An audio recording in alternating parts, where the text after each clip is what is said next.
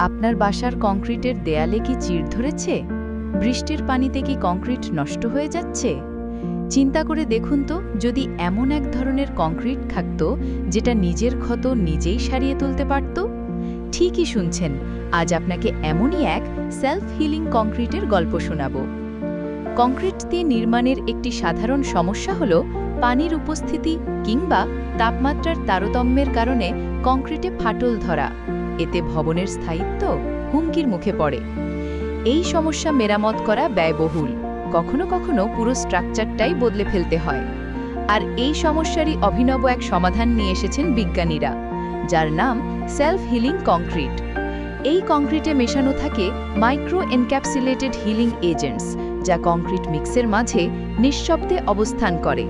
যখন কংক্রিটে চিড় ধরে এবং সেখানে পানি প্রবেশ করে, তখন এই এজেন্টগুলো সক্রিয় হয়ে ওঠে, চিড়গুলোকে পূরণ করে আগের মতো মজবুত করে তোলে।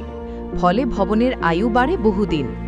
ফাটল ধরার কিছু সময়ের মধ্যেই কোনো রকম মেরামতের প্রয়োজন ছাড়াই কংক্রিট নিজেই নিজেকে ঠিক করে নেয়।